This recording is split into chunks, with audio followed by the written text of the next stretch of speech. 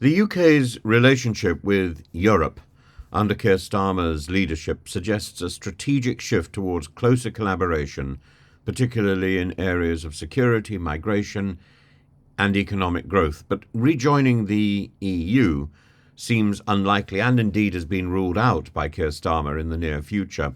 Starmer's recent statements, as reported by The Observer, however, emphasise the importance of a united European front to tackle contemporary challenges such as Russia's aggression in Ukraine, the migrant crisis, indicating a more cooperative stance than has been seen since Brexit under the Conservative Party.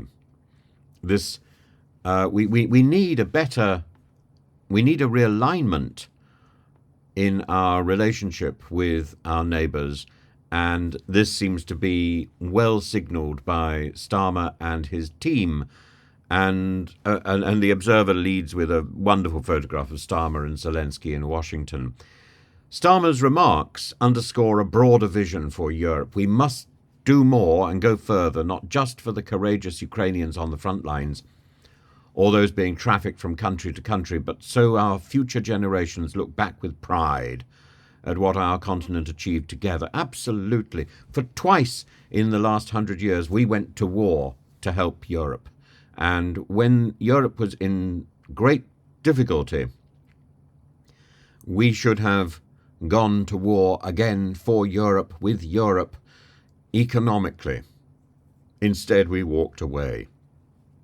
With the encouragement, frankly, of a large swathe, not only of the Conservative Party, but also of Eurosceptics in the Labour Party. So there isn't a faction in our government that can say, this was our doing, this was their doing. The factionalism comes down to what happened after Brexit, and Brexit was mismanaged wholly by Lord Frost and the Twits under Theresa May, Boris, and then Liz Truss, who were in charge of effecting a decent and workable relationship with Europe. Because a relationship post-divorce is still a relationship, particularly if children are involved, and we are all children of Europe. And I don't think the Conservatives under Lord Frost were really thinking about the future. They were thinking about drawing a line under the past, and they weren't reading their paperwork. Lord Frost has already demonstrated that when it comes to paperwork, he's pig ignorant. As he thought he could seriously stand in a general election as a commoner, having been raised to the peerage with a life peerage, although in principle there is an option for him to stand in the House of Commons and to participate in an election to vote. Should he lose his peerage, there is no mechanism for him renouncing his peerage. There is a mechanism for a hereditary peer to do so, but only then if the hereditary peer acts quickly after receiving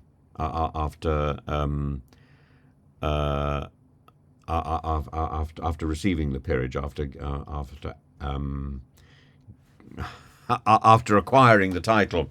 They have to act quickly, and that's all a result of Tony Benn's efforts to remain in the House of Commons when he received his own peerage.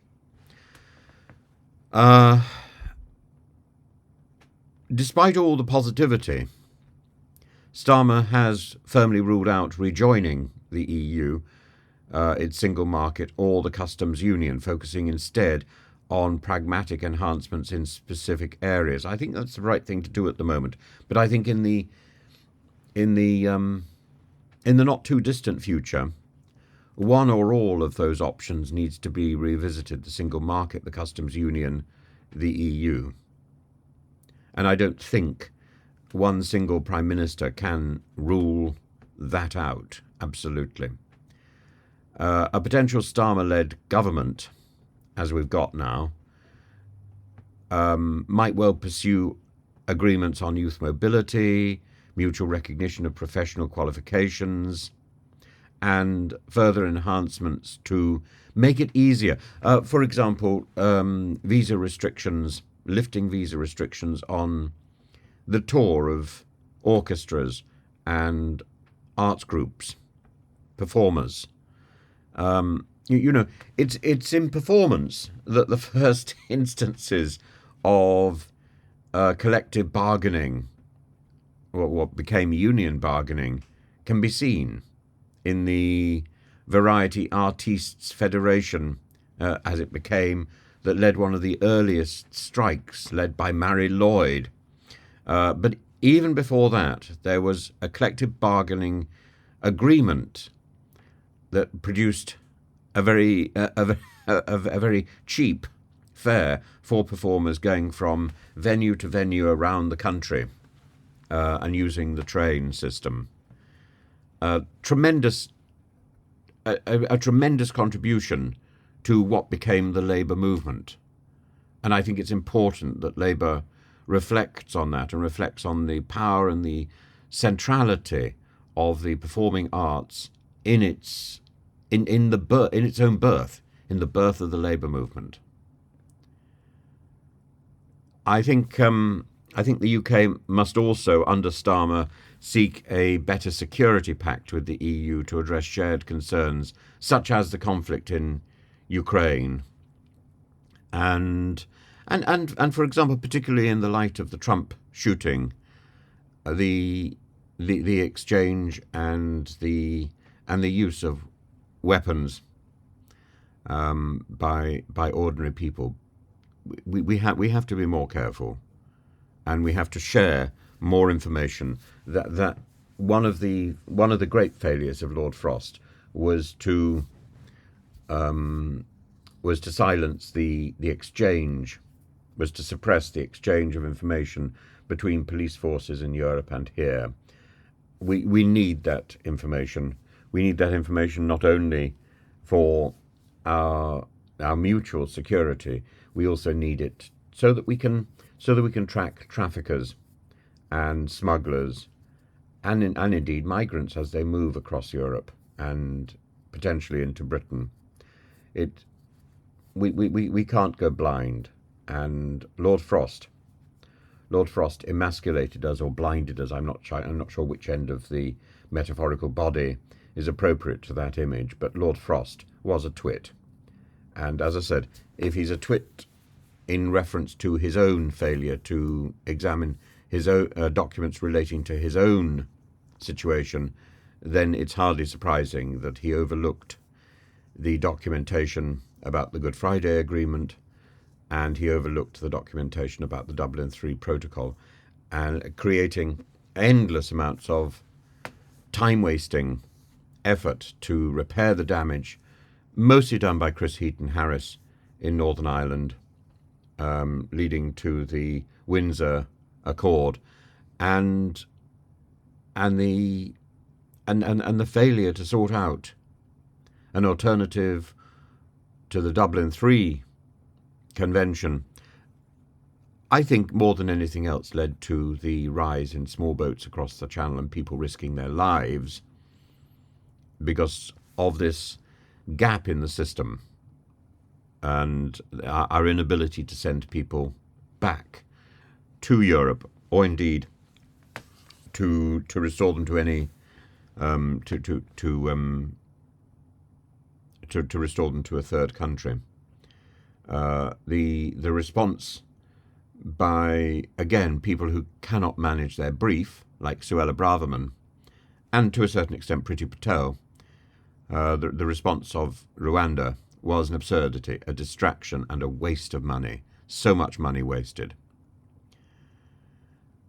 Former diplomats have suggested that Starmer's approach could yield positive results. Peter Ricketts, a former ambassador to France, has said that this is a real opportunity to show that Britain is back at the centre of diplomacy, capitalising on the current electoral challenges faced by leaders like Biden, Macron and Scholz. However, the path to stronger ties will not be without its hurdles. As Kim Darroch, the former British ambassador to the US, suggests, and while there might be a welcoming attitude towards Starmer, the EU is unlikely to make significant concessions easily, and he anticipates the EU leaders saying, "We like you more than the other lot, but Brexit is done. We're entirely happy with the post-Brexit arrangements, which suit us well, and we've moved on. We have other challenges to address." Charles Grant, the director of the Centre for European Reform, highlights that while there will be goodwill towards the Starmer government, the EU will have its own demands, such as agreements on youth mobility and fishing rights.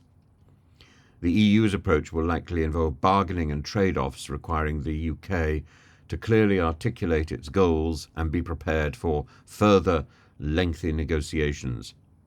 Starmer's leadership could mark the beginning of a new era of closer UK-EU relations, but the notion of rejoining the EU remains off the table or in the very far distant future. The focus will likely be on enhancing cooperation in key areas while navigating the complexities of our post-Brexit diplomacy. But that's essential.